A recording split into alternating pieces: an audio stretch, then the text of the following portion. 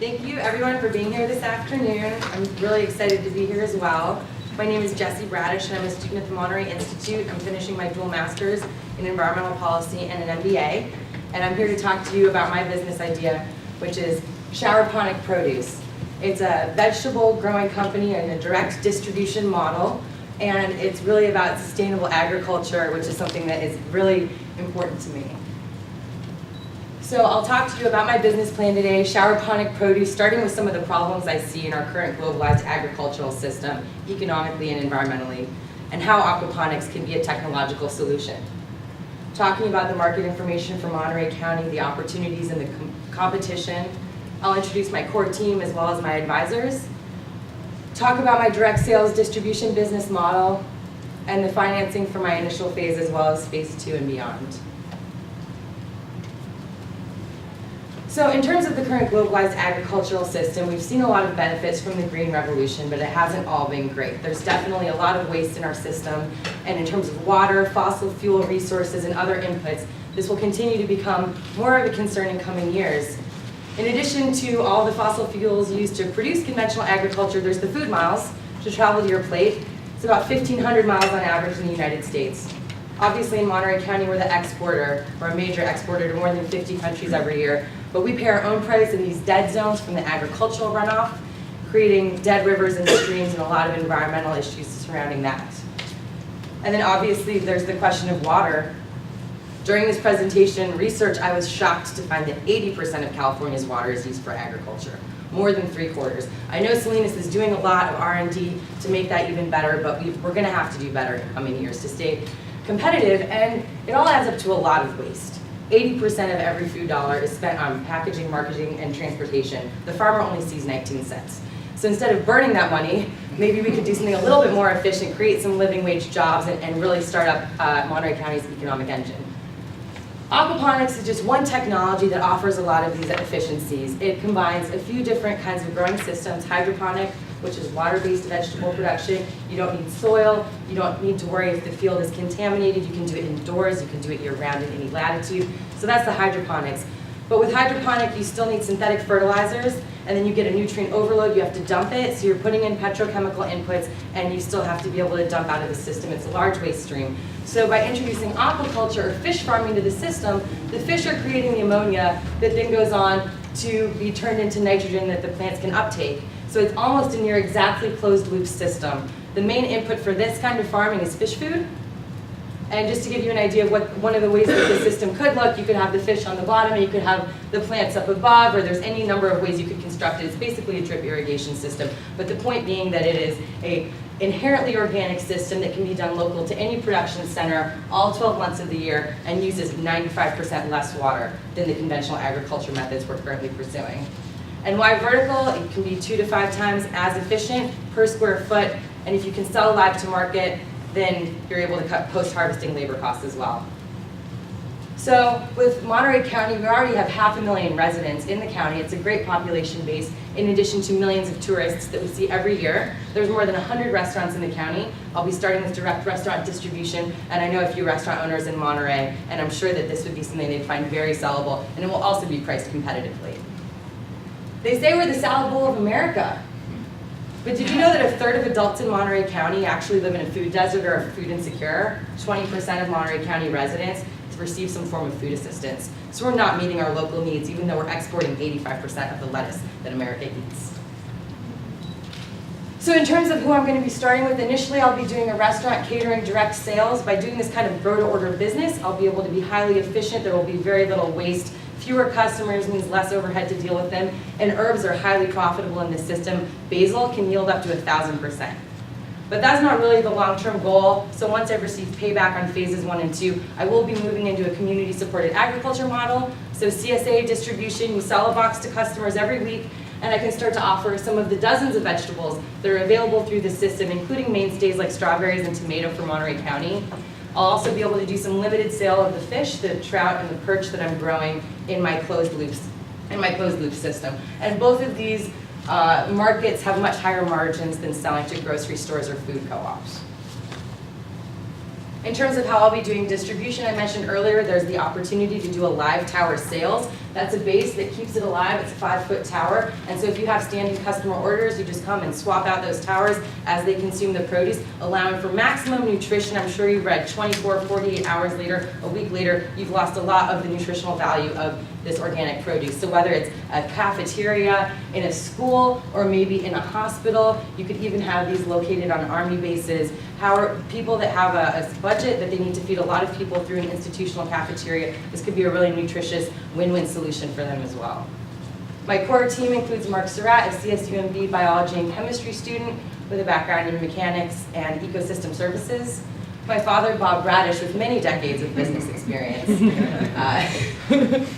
And myself as the founder, and also finishing my 2 degrees in business and environmental policy with a background in communications and program management.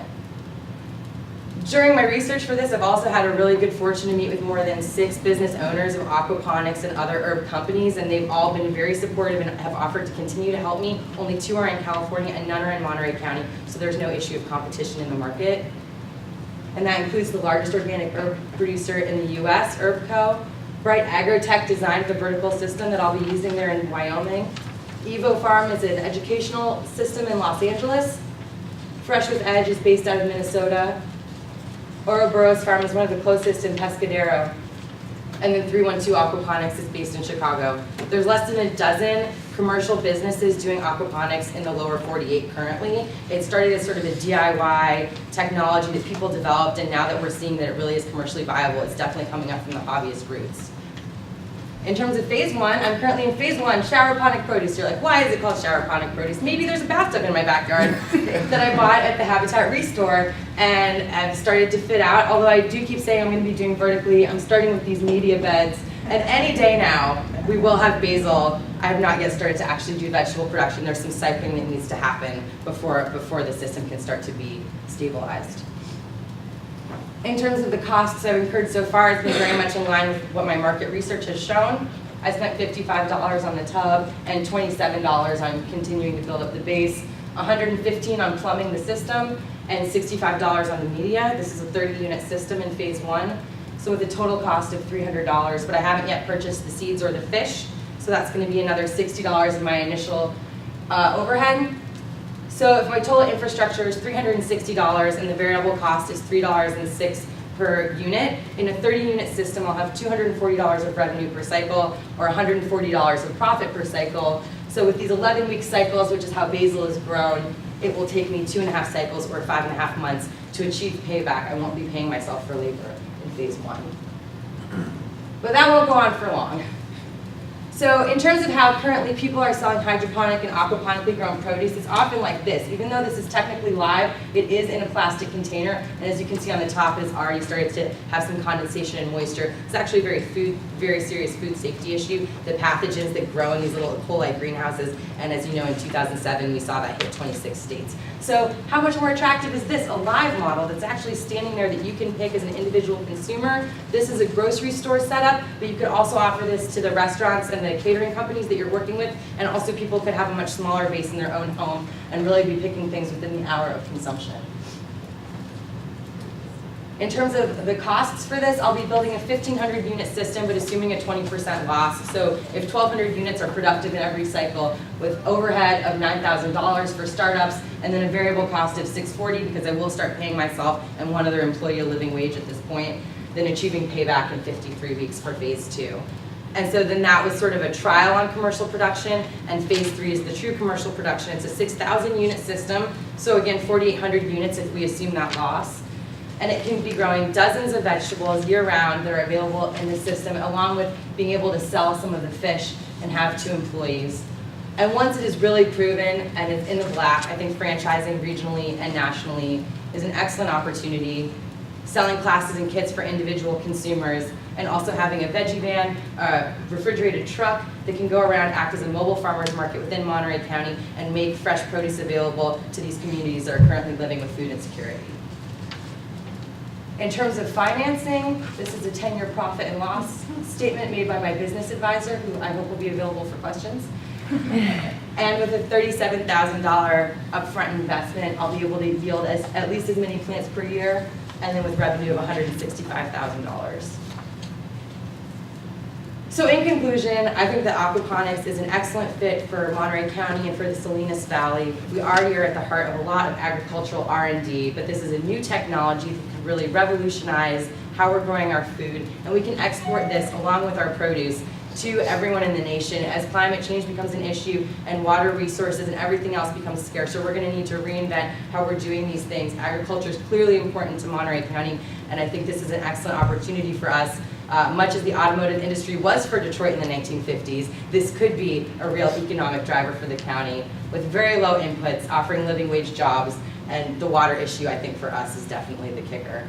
So please consider supporting ShowerPonic Produce as the first step towards this awesome adventure of the future of farming. Thank you.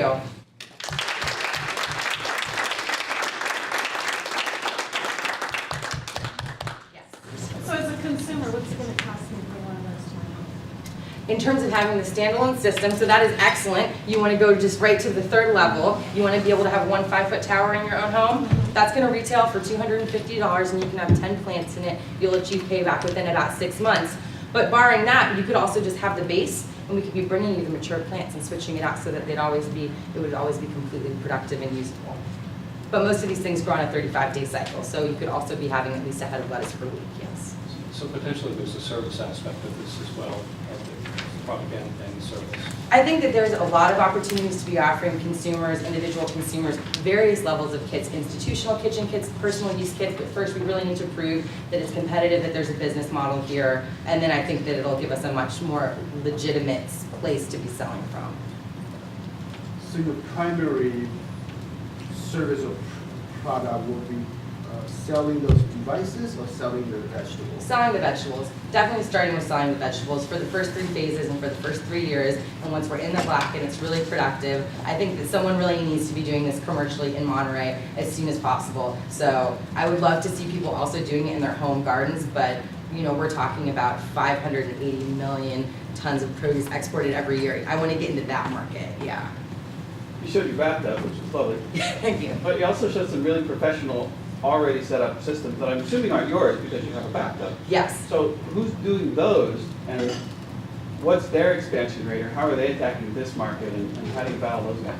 So that is the Zipgrow system out of Laramie, Wyoming. He's a really nice guy, got his PhD in agroecology, invented this system, got a successful Kickstarter campaign in December, and is only based in Laramie, Wyoming with a population of 30,000 people. And he wants other people to set up their own farms. He wants nothing to do with it, and he's absolutely happy to help give you any expert advice on his hyper-efficient system. Oh, well. Yeah, tons of really just trying to get that information out there and capitalize on So this. is that whole industry then more characterized by sharing and care more for growing the whole thing instead of just owning it and all and destroying everything else? It's hard to say. You know, all these groups are less than 5 years on the books, and they won't let me see if they're in the red or in the black. So really, who's to say? And the guy who's doing the vertical swears anyone that's doing mixed media is full of it, and there's no way that they're in the red. And that's why they have to teach all these classes, and they have to sell these kits to subsidize their non-competitive vegetable production. And so he says, I'm not teaching any classes. I don't want anyone to think that this doesn't work. And so I agree with him, and at first I want to prove that it does work to myself and everybody else, and then I'm happy to teach as much as possible. What is the price per pound for the produce to that market acceptable also make you commercially viable? So what's great about herbs is they're sold by the ounce and not by the pound, and that's why they have such great profit margins. And I'll be selling my basil at $1 an ounce, and in Monterey it's between $8 to $20 per pound. So it's $1 an ounce. It's right there in the middle of that market range. So $16 a pound is what I'd be selling it for. And compared to the way that some of it comes to market, it just is not as fresh. It really perishes very quickly. And as you can see, sometimes you go to the store and you're like just digging for the one box that you would think is acceptable. So the freshness, I feel like we're charging exactly the same cost as the other organic basil at Whole Foods currently at Del Monte Center, but ours will be much fresher. If there's no more questions, thank you. Yes, absolutely. What risks do you see on the horizon in doing this? What's the top?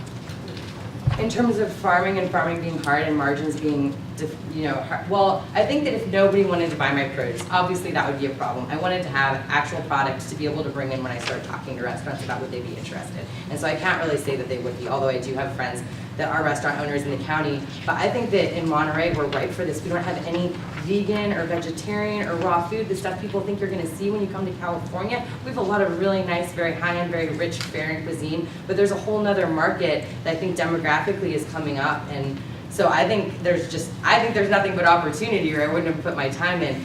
But I could see Big Ag making it problematic to sell live produce. I could see them coming up with some reason that is making it illegal or something, but I'm not worried. This direct distribution model to the caterers, to the restaurants, these long-standing contracts, they're very consistent. I think it's a really stable model.